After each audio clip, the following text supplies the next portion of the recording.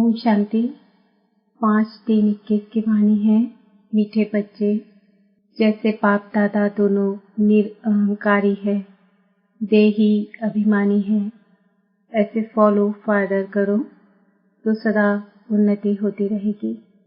प्रश्न, ऊंच पद की प्राप्ति के लिए कौन सी खबरदारी रखना जरूरी है? उत्तर, ऊंच पद पाना है तो खबरदारी रखो कि मनसा से भी किसी को मेरे द्वारा दुख न हो, किसी भी परिस्थिति में क्रोध न आए, बाप का बनकर बाप के कार्य में, इस रुद्र यज्ञ में विघ्न रूप न बने। अगर कोई मुख से बाबा बाबा कहे और चलन रॉयल न हो तो ऊंच पद नहीं मिल सकता।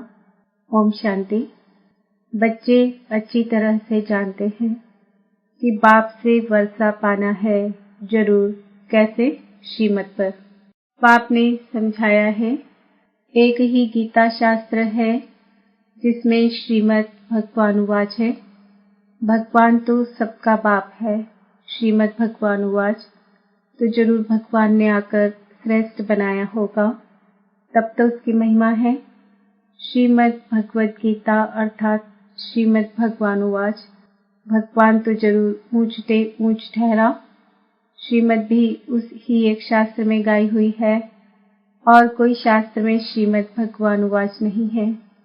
श्रीमद किसकी होनी चाहिए वह लिखने वाले भी समझ ना सके। उसमें भूल क्यों हुई है वह भी बाप आकर समझाते हैं। रावण राज्य शुरू होने से ही रावण वध पर चल पड़ते हैं। पहले कड़े ते कड़ी भूल इन रावण मत वालों ने की है।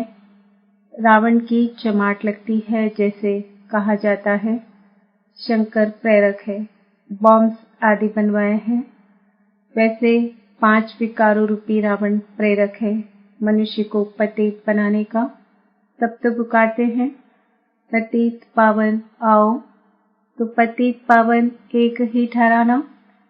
इससे सिद्ध है कि पतित बनाने वाला और है, पावन बनाने वाला और है, दोनों एक हो नहीं सकते। यह बातें तुम ही समझते हो नंबरवार पुरुषार्थ अनुसार। ऐसे मत समझना कि सभी को निश्चय है, नंबरवार है। जितना निश्चय है उतनी खुशी बढ़ती है। बाप की मत पर चलना होता है। श्रीमत पर हमको यह स्वराज्य पद पाना है। मनुष्य से देवता बनने में देरी नहीं लगती है। तुम पुरुषार्थ करते हो, मम्मा बाबा को फॉलो करते हो, जैसे वह आप समान बनाने की सर्विस कर रहे हैं। तुम भी समझते हो हम क्या सर्विस कर रहे हैं और मम्मा बाबा क्या सर्विस कर रहे हैं। बाबा ने समझाया था कि शिव बाबा और ब्रह्मा दादा दोनों इकट्ठे हैं, तो समझना चाहिए कि सबसे नजदीक है। इनका ही संपूर्ण रूप सूक्ष्म वतन में देखते हैं तो जरूर यह तीखा होगा। परंतु जैसे बाप निरअहंकारी है, देही अभिमानी है, वैसे ये दादा भी निरअहंकारी है। कहते हैं कि शिव बाबा ही समझाते रहते हैं कि शिव बाबा इन द्वारा सुना रहे हैं। यह ब्रह्मा भी जरूर सुनता होगा। यह न सुने और न सुनाए तो ऊंच पद कैसे पाए? कि ऐसे समझो कि शिव बाबा ही सुनाते हैं। हम पुरुषार्थ करते रहते हैं, शिव बाबा ही समझाते हैं। इसने तो पतितपना पास किया हुआ है। मम्मा तो कुमारी थी तो मम्मा ऊंच चली गई। तुम भी कुमारियां मम्मा को फॉलो करो। गृहस्थियों को बाबा को फॉलो करना चाहिए। हर एक को समझना है कि मैं पतित हूँ, मुझे पावन बनना है। मुख्य बात बाप ने याद की यात्रा सिखलाई है। इसमें देह अभिमान नहीं रहना चाहिए। अच्छा, कोई मुरली नहीं सुना सकते तो याद की यात्रा पर रहो। यात्रा पर रहते मुरली चला सकते हैं, परंतु यात्रा भूल जाते हैं तो भी हर्जा नहीं। मुरली चलाकर फिर यात्रा पर लग जाओ, क्योंकि वह वाणी से परे वानप्रस्थ अवस्था है। मूल बात है देही अभिमानी हो, बाप को याद करते रहें और चक्र को याद करते रहें। किसी को दुख न दें, यही समझाते रहें। बाप को याद करो, यह है यात्रा। मनुष्य जब मरते हैं तो कहते हैं स्वर्ग पधारा। अज्ञान काल में कोई स्वर्ग को याद नहीं करते हैं। स्वर्ग को याद करना माना यहाँ से मरना, ऐसे तो कोई याद नहीं करते। अभी तुम बच्चे जानते हो हमको वापस जाना है। बाप कहते हैं जितना तुम याद करेंगे उतना खुशी का पारा चढ़ेगा, वर्षा याद रहेगा। जितना बाप को याद करेंगे उतना हर्षित भी रहेंगे। बाप को याद न करने से मूंझते हैं, गुटखा खाते रहते हैं। तुम इतना समय याद कर नहीं सकते। बाबा ने आशिक माशूक का मिसाल बताया है। वह भल धंधा करते हैं और वह भल चरखा चलाती रहती, तो भी उसके सामने माशूक आकर खड़ा हो जाता। आशिक माशूक को याद करते, माशूक फिर आशिक को याद करते। यहाँ तो सिर्फ तुमको एक बाप को याद करना है, बाप को तो तुमको याद नहीं करना है। बाप सबका माशूक है। तुम बच्चे लिखते हो कि बाबा आप हमको याद करते हो। अरे जो सबका माशूक है वह फिर तुम आशिकों को याद कैसे कर सकेंगे? हो नहीं सकता। वह है ही माशूक, आशिक बन नहीं सकता। तुमको ही याद करना है। तुम हर एक को आशिक बनना है, उस एक माशूक का। अगर वह आशिक बने तो कितने को याद करें? यह तो हो नहीं सकता। कहते हैं कि मेरे ऊपर पापों का बोझ थोड़े ही है जो किसको याद करूं। तुम्हारे ऊपर बोझा है। बाप को याद नहीं करेंगे तो पापों का बोझा नहीं उतरेगा। बाकी मुझे क्यों किसको याद करना पड़े? याद करना है तुम आत्माओं को।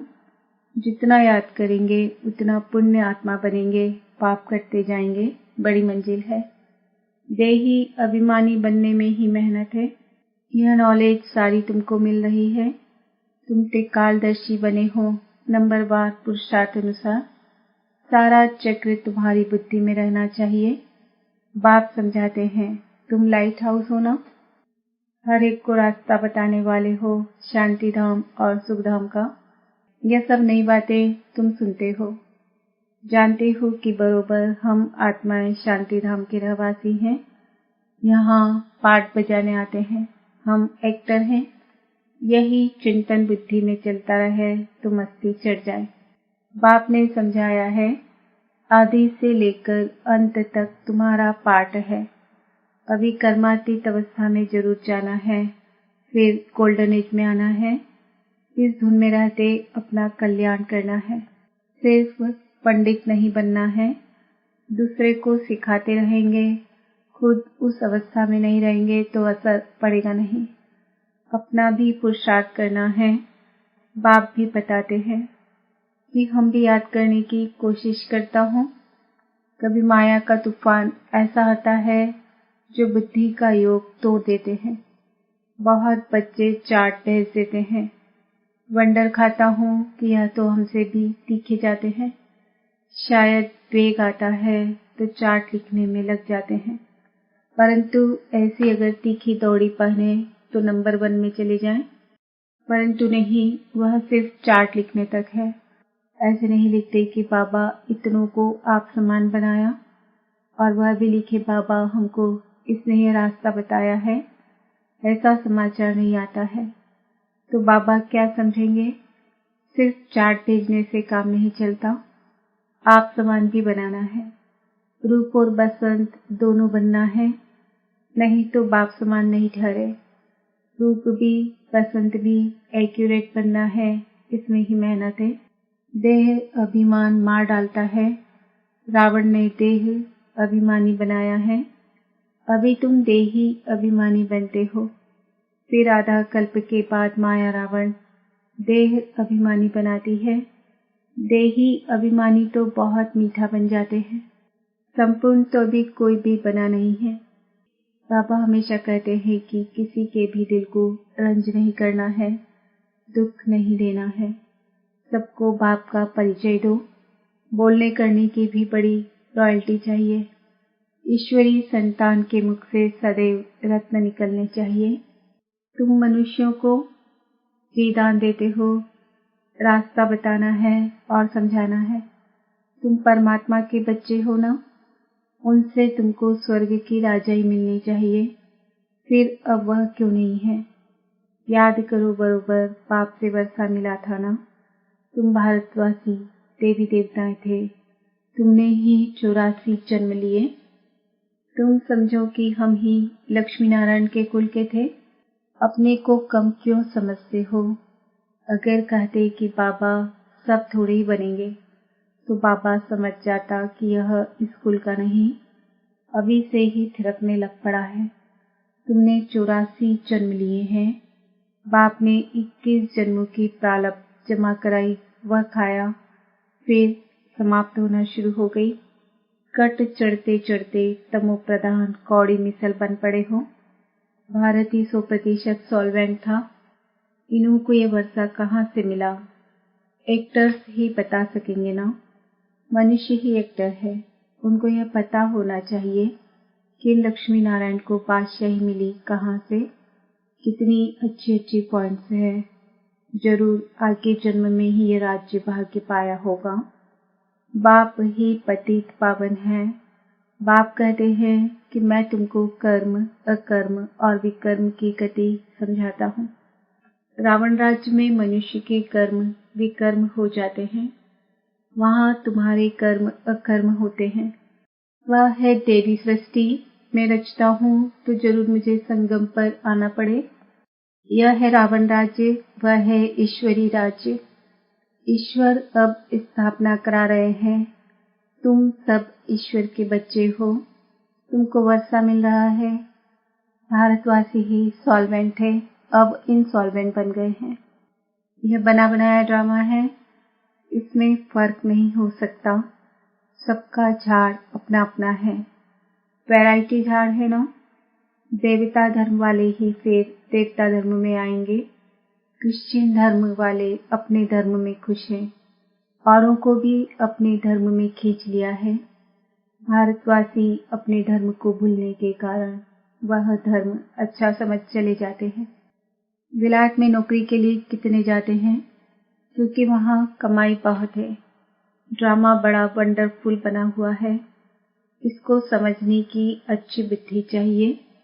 विचार सागर मंथन करने से सब कुछ समझ में आ जाता है। यह बना बनाया अनादि ड्रामा है, तो तुम बच्चों को आप समान सदा सुखी बनाना है। यह तुम्हारा धंधा है, पतितों से पावन बनाना। जैसे बाप का धंधा वैसे तुम्हारा मुखड़ा सदैव देवताओं जैसा हर्षित होना चाहिए, खुशी में। तुम जानते हो हम विश्व के मालिक बनते हैं। तुम हो लवली चिल्ड्रन, ग्रोथ पर बड़ी खबरदारी रखनी है। बाप आए हैं बच्चों को सुख का वर्षा देने, स्वर्ग का रास्ता सबको बताना है। बाप सुख करता दुख करता है, तो तुमको भी सुख करता बनना है। किसको दुख नहीं देना है। दुख देंगे तो तुम्हारी सजा 100 गुना बढ़ जाएगी। कोई भी सजा से बच नहीं सकता। बच्चों के लिए तो खास ट्रिब्यूनल बैठती है। बाप कहते हैं कि तुम विघ्न डालेंगे तो बहुत सजा खाएंगे। कल्प कल्पांतर तुम साक्षात्कार करेंगे कि फलाने यह बनेंगे। आगे जब देखते थे तो बाबा मना करते थे कि न सुनाओ। अंत में तो एक्यूरेट मालूम पड़ता जाएगा। आगे चलकर जोर से साक्षात्कार होंगे, वृद्धि तो होती जाएगी। आबू तक क्यों लग जाएगी। बाबा से कोई भी मिल नहीं सकेंगे। कहेंगे अहो प्रभु तेरी लीला। यह भी गाया हुआ तो है ना। विद्वान पंडित आदि भी पीछे आएंगे, उन्हों के सिंहासन भी हिलेंगे। तुम बच्चे तो बहुत खुशी में रहेंगे। अच्छा, मीठे मीठे से खिल दे बच्चों प्रति मात पिता बाप दादा का याद प्यार। ऐसी याद पार एक ही बार मिलती है। जितना तुम याद करते हो उतना तुम प्यार पाते हो। विकर्म विनाश होते हैं और धारणा भी होती है। बच्चों को खुशी का पारा चढ़ा रहना चाहिए। जो भी आए उनको रास्ता बताएं। बेहद का वर्षा बेहद के बाप से पाना है, कम बात है क्या। ऐसा पुरुषार्थ करना चाहिए। अच्छा, मीठे मीठे सिक्किल दे रूहानी बच्चों प्रति रूहानी बाप दादा का याद प्यार और गुड मॉर्निंग। रूहानी बाप की रूहानी बच्चों को नमस्ते। हम रूहानी बच्चों की रूहानी बाप दादा को याद प्यार गुड मॉर्निंग नमस्ते ओम शांति। धारणा के लिए मुख्य सार। बोलने चलने में बहुत रॉयल बनना है। मुख से सदैव रत्न निकालने हैं। आप समान बनाने की सेवा करनी है। किसी के दिल को रंज नहीं करना है। क्रोध पर बड़ी खबरदारी रखनी है। मुखड़ा सदैव देवताओं जैसा हर्षित रखना है। स्वयं को ज्ञान योग बल से देवता बनाना है। वरदान। सदा पश्चाताप से परे प्राप्ति स्वरूप स्थिति का अनुभव करने वाले सद्बुद्धिवान भव। जो बच्चे बाप को अपने जीवन की नैया देकर मैंपन को मिटा देते हैं, श्रीमत में मनमत मिक्स नहीं करते, वह सदा पश्चाताप से परे प्राप्ति स्वरूप स्थिति का अनुभव करते हैं, उन्हें ही सद्बुद्धिवान कहा जाता है। ऐसे सद्बुद्धि वाले तूफानों को तोहफा समझ, स्वभाव संस्कार की टक्कर को आगे बढ़ने का आधार समझ, सदा बाप को साथी बनाते हुए साक्षी हो हर पाठ देखते सदा हर्षित होकर चलते हैं। स्लोगन।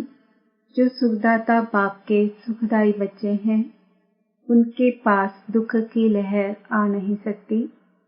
आज का समान है। मैं आत्मा सद्बुद्धिवान हूँ। ओम शांति।